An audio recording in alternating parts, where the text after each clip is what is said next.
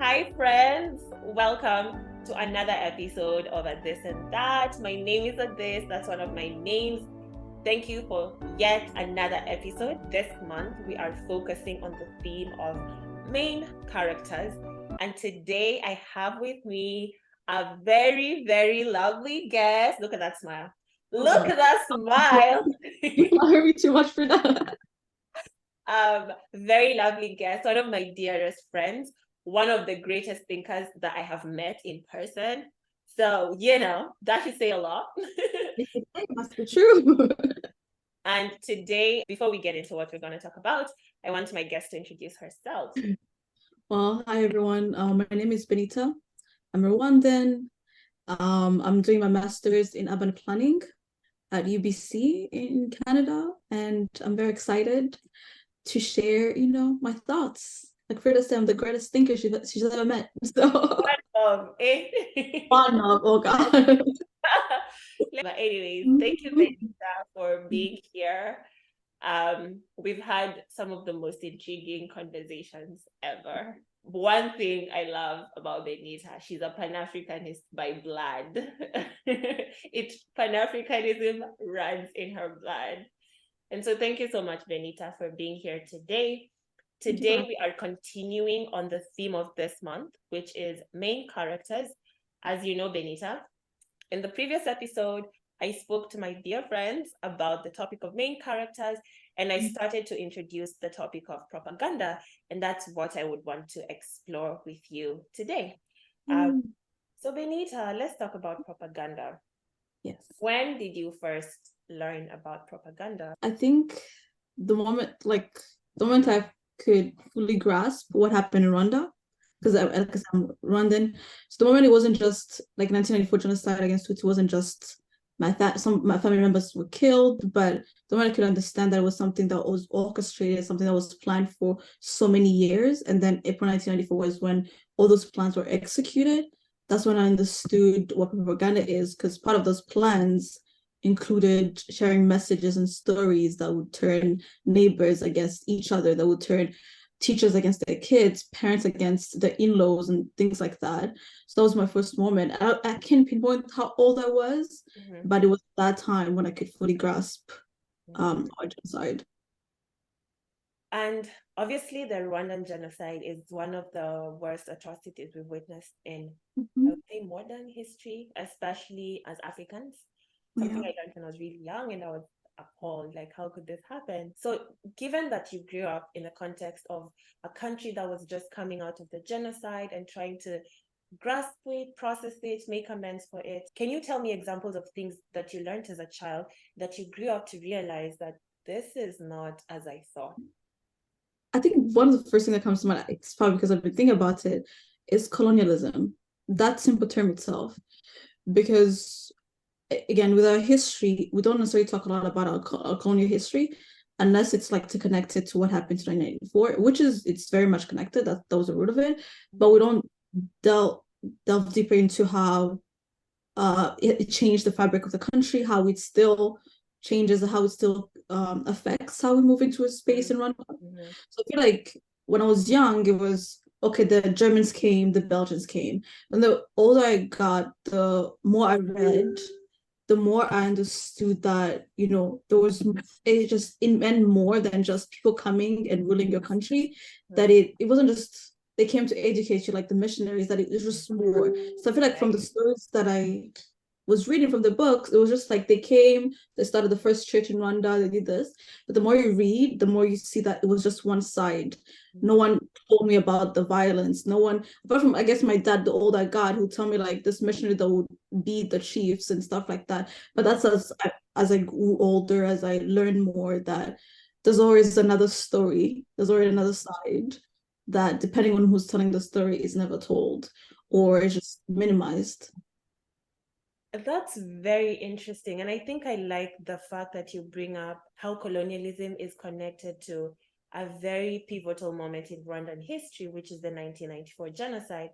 I want to push you to, I guess, expound more on that, and particularly how that history of colonialism connects with the propaganda that was dispersed during the 1994 genocide? From what I've read and my parents have shared with me is we had like the Tutsi and the Hutus and Twa were just like social classes, but then when when the colonialists came, they turned them into political classes, still social classes, but again in social classes you can still move up, and if you move up, like if you gain more cattle, if you gain whatever, you can move up.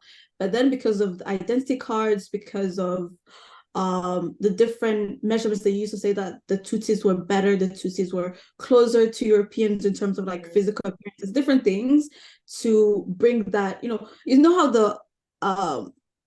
the colonizer always trying to find a person in the country they can use to oppress, because again they don't speak the language, so that's what they try to turn the Tutsis into, as that group of like we can lead through them. They use like indirect rule. So again, they separate them, like the Tutsis are the ruling class, all this, the privilege and stuff. But then when I think 1959, when they decided, we want to take back control of our country, this is not okay and stuff, they started to revolt.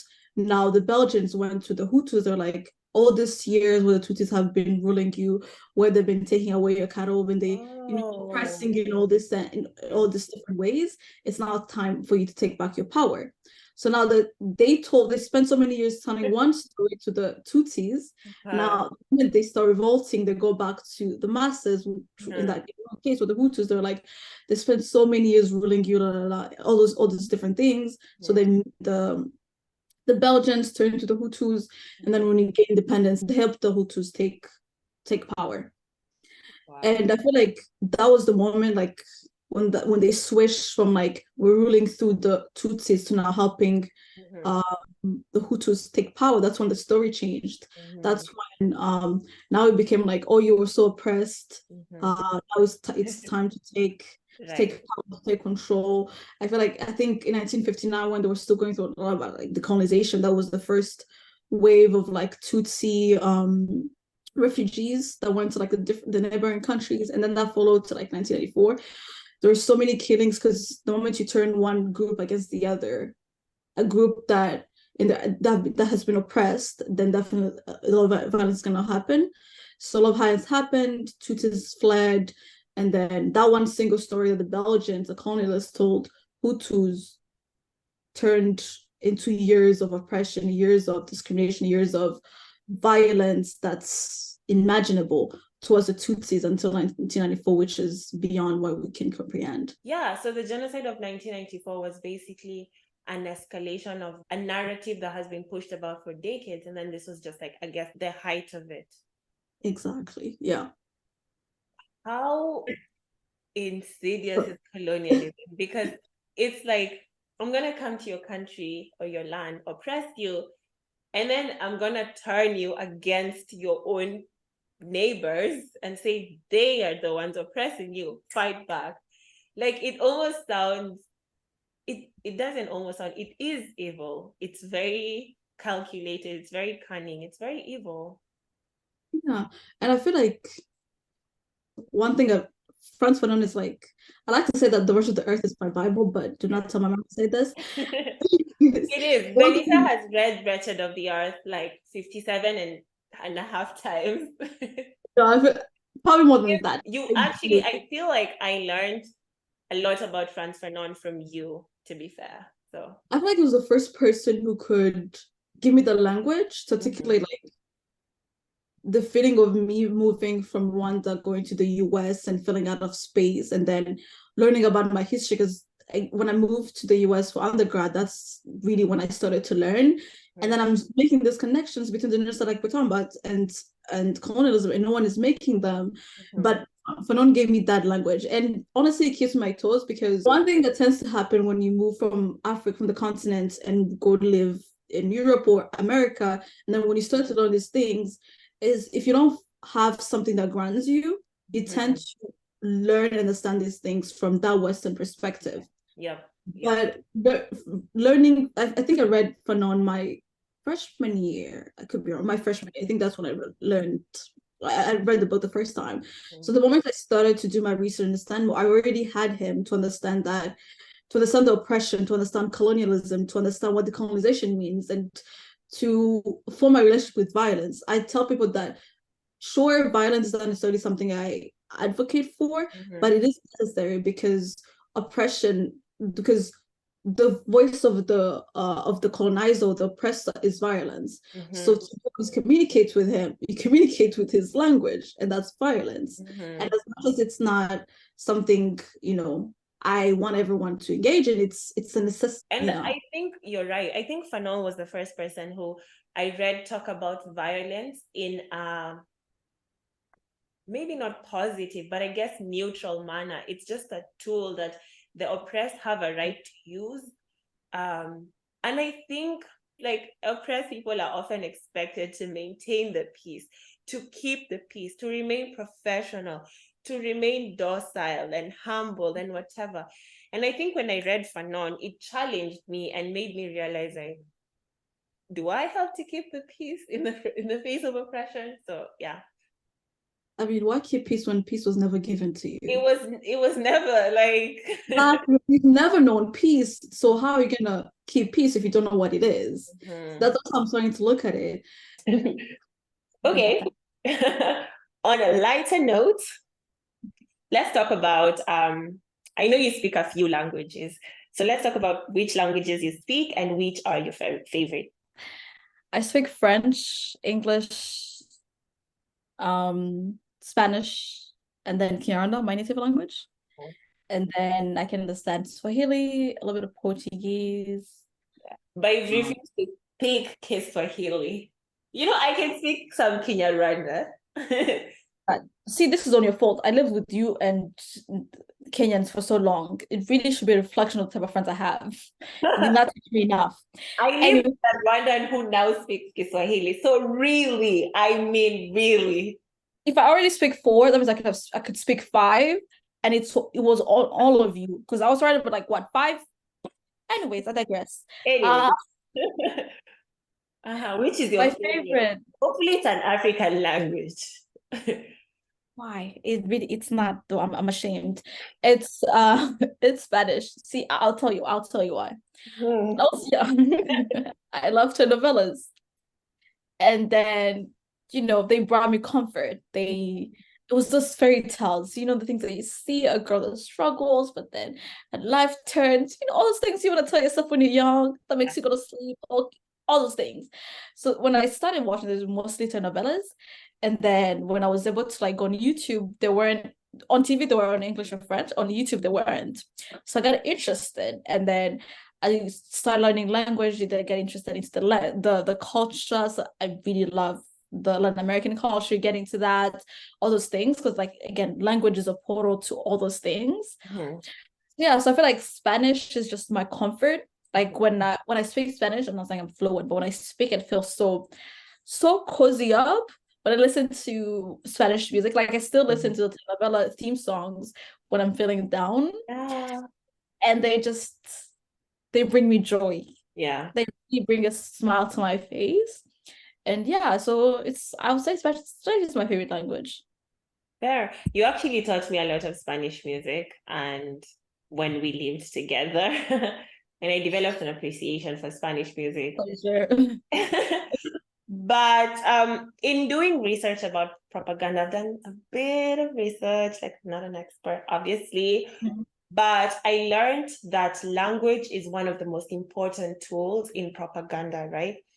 Yeah. And I want us to talk about why propagandists choose very carefully the language they use when it comes to spreading propaganda, and what your take on that is.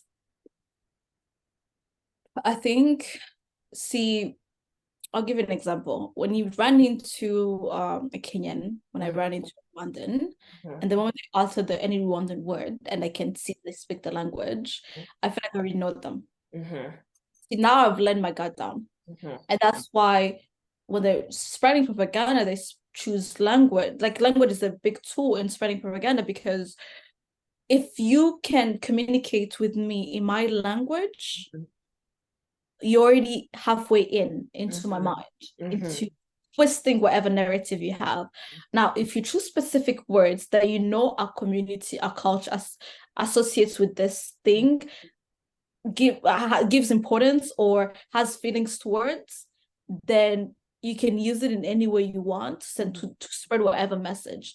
So in other words, if you communicate, let's say if you're spreading in propaganda in Rwanda, in Kinyarwanda, and you share it in Kinyarwanda, so have you reached the majority of the population, but now they start to listen to you because you're speaking the same language. Using words that mean something to them, that evoke certain emotions in them, that take them to a certain space. And then depending on the tone, depending on how you said passive or active voice, you can twist it to send whatever negative message or any negative narrative you want to spread. So language it always offers you an in into a community, into a society that no other form, no other tool can. And that's why it's the easiest. That's why medias are so like their spread is so wide because they're using that language that connects millions in communities and society. That is so true. And I think choice of words is a very important tool in propaganda as well. And I mean, as you mentioned, the Rwandan genocide, or specifically the genocide against the Tutsis, I know that there were words used like roaches, right, to try and paint a certain picture about certain groups of people. Or even in today's time, we see things like terrorists or human animals or savages or whatever. So I want to hear your take on like the specific choice of words that is used by propagandists, especially when they're trying to pass up or like create a certain narrative about people. Two things. The first, which is in addition to what I said before, is I read a lot, like I love books. And part of the reason why I love books is I internalize things. So those words, I can see a word that's a window. The word window will be stuck in my head for days. Because whatever emotion it brought up when I was reading it. Right. That's why when we read an article, you see a word, it will be stuck in your head, and whatever description, whatever narrative they gave it, is now the new narrative that's going to be in your head. If it's an ongoing issue, that's what you're going to keep on thinking about. So words and language are so important, like choice of words is so important because it stays in your head. We'd like to say, only a few people overthink, but we're all overthinkers. Yes. Just, the levels to it. So that one word would stay in your head because the moment a word is in your head, you already have an image. And that image is so profound because now you say terrorist, you already have an idea. And how that's the thing. You do.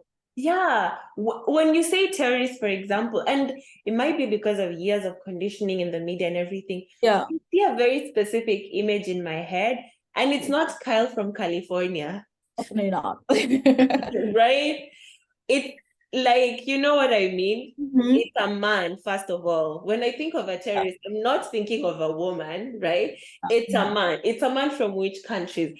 How are they dressed? How are they covering? Like, I even have hair texture now. Like, but those years of conditioning is like the hair, the beard, like you already have an idea. Like you could walk in the street and you point at this person, but really, that's just the amount of words that you have swallowed, that you've read, that you've internalized, that have created an image for you. And I feel like that's always the goal with propaganda when they use languages, is they let you think that you created that image, but really you didn't.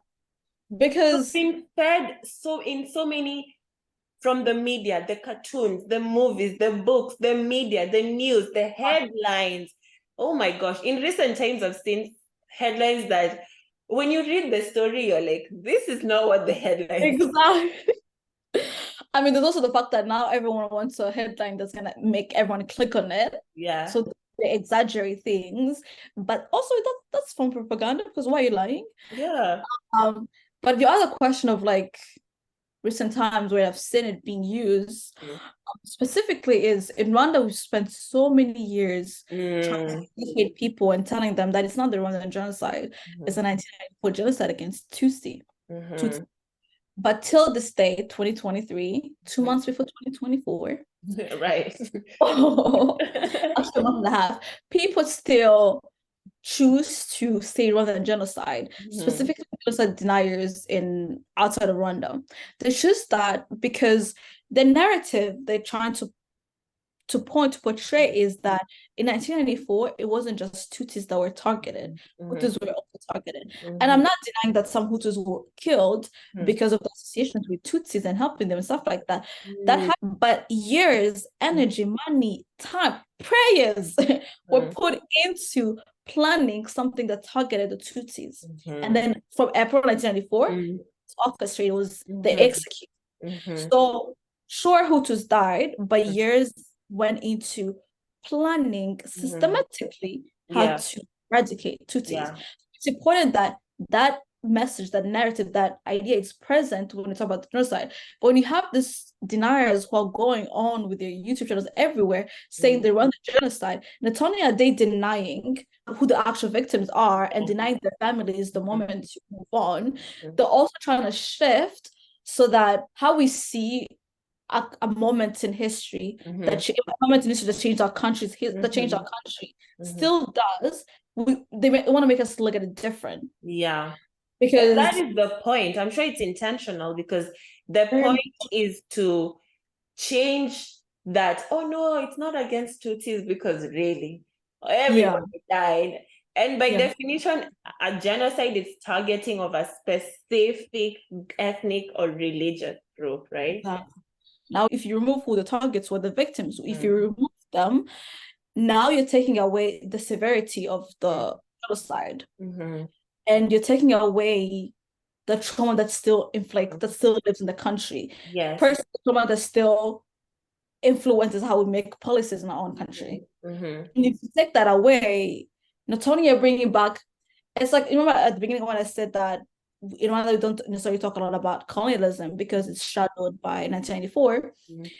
So if you take away who the victims are, now the genocide is going to become a point in history that affected us, but we're not going to learn from it. Yes. Those same marks of division, they say marks of alienation will remain. And you're right, like a part of propaganda might not even be to attack a particular group, but to diminish what happened with a particular group. And as you were speaking, I was thinking like, even beyond like choice of words, which languages even are considered legitimate, right? I feel like is a form of propaganda in itself, right? 100%.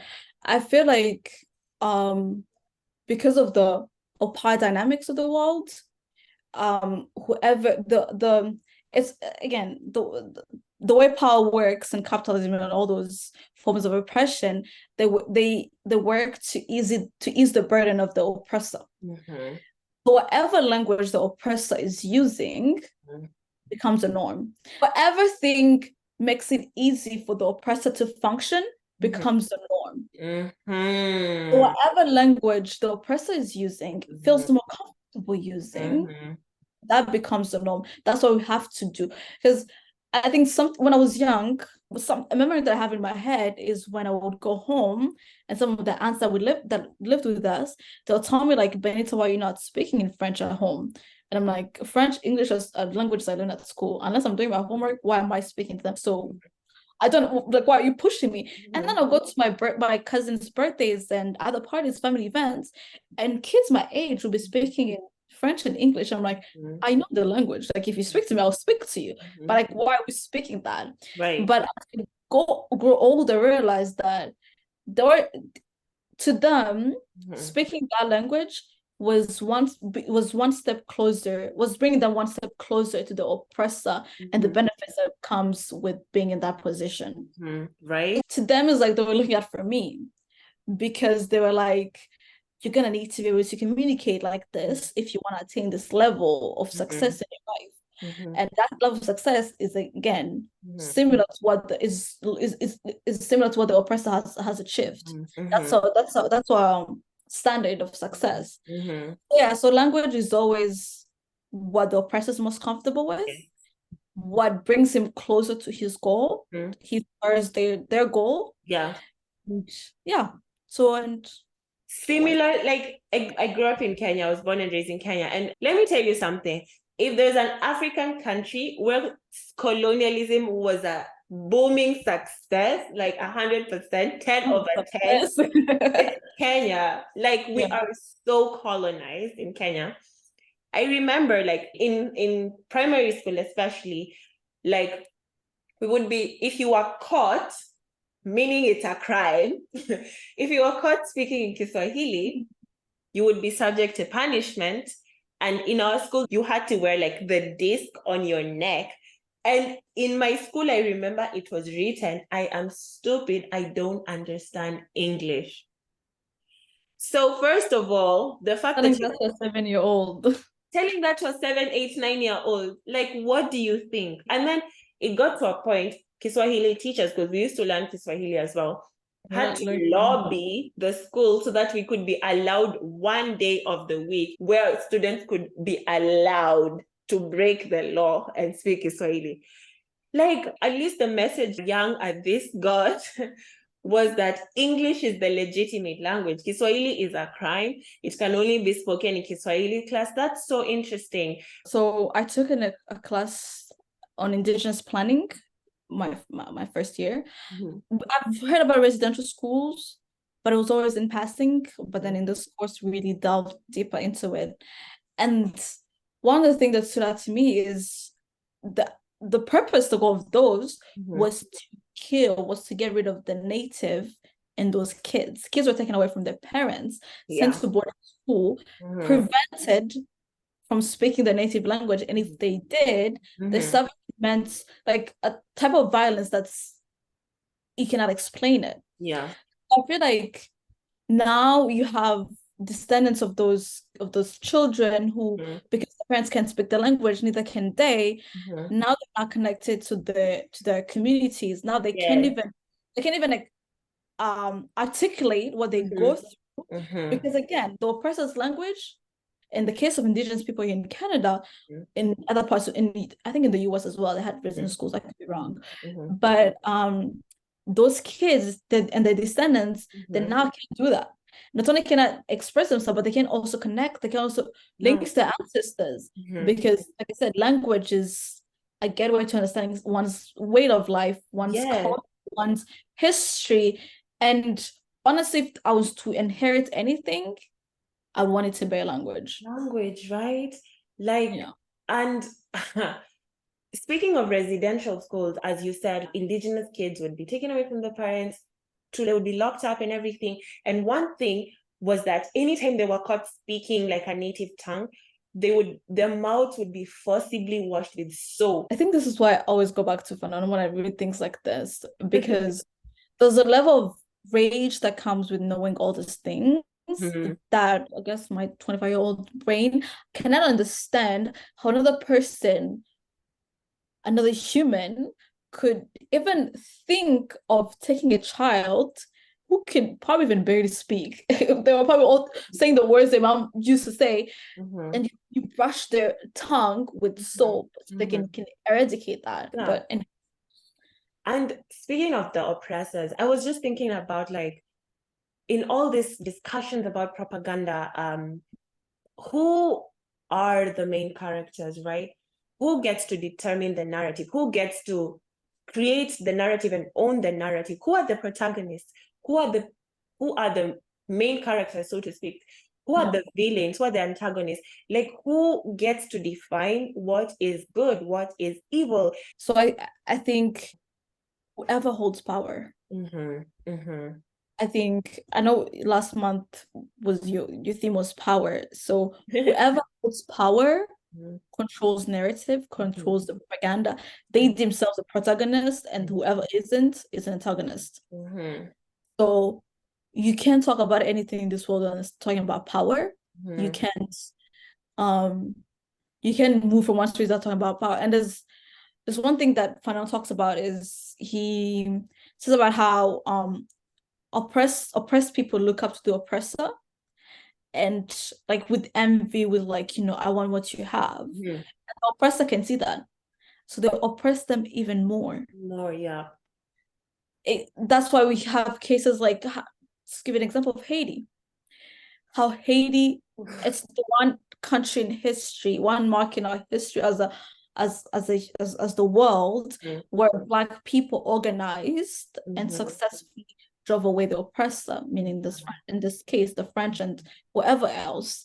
So, but that one mark has led to, like, the Western countries, those in power, have retaliated in a way that's beyond our human understanding, with like how they deem Black people in America, how they oppress people in different parts, the terrorists, because that one mark in history showed that we could do it. We could actually revolt and we could be successful in it would be an example to colonize peoples everywhere.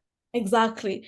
But they cannot have that. And that's why even how much Haiti is suffering is because they had that one moment in their history where they revolted, they were successful. So the consequences are so severe. So, like I said, whoever the protagonists or whoever holds the power, because they control the narrative, and then whoever is then in that group becomes the other, becomes a terrorist. And especially when we've been fed that people who come from these areas are this way and should be this way, right? So it's like whenever, like as you said, the French saw the Haitian Revolution and Black people are revolting, the savages, the brutes, the beasts, they're taking back their power. Do they even know what it is? They know what's coming for them, because how can they govern themselves? Like, it's our land to govern. Like, it is a form of propaganda as well. Like, I feel like all these things to me, maybe I'm pushing it, but I feel like it's a form of propaganda. White supremacy in itself, colonialism, is a form of propaganda of like, who deserves what? Who deserves wealth and peace and prosperity, and who is just suffering is supposed to happen to them, right? I think I was gonna say, things are coming, they're not fully flushed, these ideas, but think about like the 2020 Black Lives Movement, and what followed after, reaching agreements and forming committees to do this and this, that feels like it's the biggest loss that as a revolution you can experience. Because those talks, those committees, those agreements, they fit into the already existing narrative of the oppressor. Because the oppressor already knows how big it can be. So when they come in with agreements that are not so good, that not so good, that would not benefit us, it's not because they're like ready to listen. It's not because they're ready to change their way of thinking, their ways of doing. It's because their fear of them becoming the oppressed, it's so big. Again, they have the language and can manipulate whatever narrative to tell you what you want to hear, but in reality it isn't. Look at all the committees that were formed. Like, what has changed 3 years later? Because they spend those committees talking about like funding that never comes, and then one president comes, another one goes, and then things come out of nowhere, people change, ideas change, things like that, and then those committees die out. So to me, I feel like we're all in or out. The in between, sure, we could, if we're doing a strike, we can open schools, we can do those things, but that everyday act of resistance, that everyday revolutionary work can never stop, because the moment you think you have peace, there's no peace, because peace is another propaganda, because we have never known peace. And the peace, what does peace mean? What the oppressor makes it look like, and that peace is not peace for us. Exactly. So we can only define what peace looks like. Again, like in the pedagogy, we're the one with humanity, the oppressed. So we define when peace looks like for humanity, not the oppressor. Not with his power, not with his millions, not with his language and his narrative creation. Wow. In closing, is there anything you feel like you haven't said that you want to say? I think we should never become complacent and especially now learning, because I'm 25. The things that hold me back, I learned them when I was 3, when I was 6, when I was 7. And you have to, and you can't just be like, oh, I did this course, I learned this, I'm reading Hans Fanon, I'm doing all this, and be like, oh, I'm educated now, I can move. No, you're not. Because deep down, there are layers. Sure, you went to the first layer, but there's so many layers that could turn whatever you just learned into nothing. Yeah. I feel like the work of unlearning has to continue. Every single day you have to wake up and make a choice of I want to unlearn what I've been taught, and do that in community. Do that, reflect and reflect. Like, I love having this conversation. We have them all the time. But like, we start with about like how our day was, and we end up with this thing. There's so many experiences that we go through that if you do not talk them with your sisters, with your brothers, with your comrades, you're never gonna understand them. Learn from them, and then come as a community, and then reflect. Reflection. If you take away anything, take reflection. Reflect and learn. And learn and reflect. Thank you so much, Benita. The time is never enough when we're talking. Thank you so much for being my guest, for engaging me on the topic. We really had a good time. And thank you, my friends, for listening. Please tell me your thoughts. Share with us what you think. Remember to like, remember to subscribe, remember to continue following along on the journey. I'll see you next time. Thank you, Benita. Bye. Bye.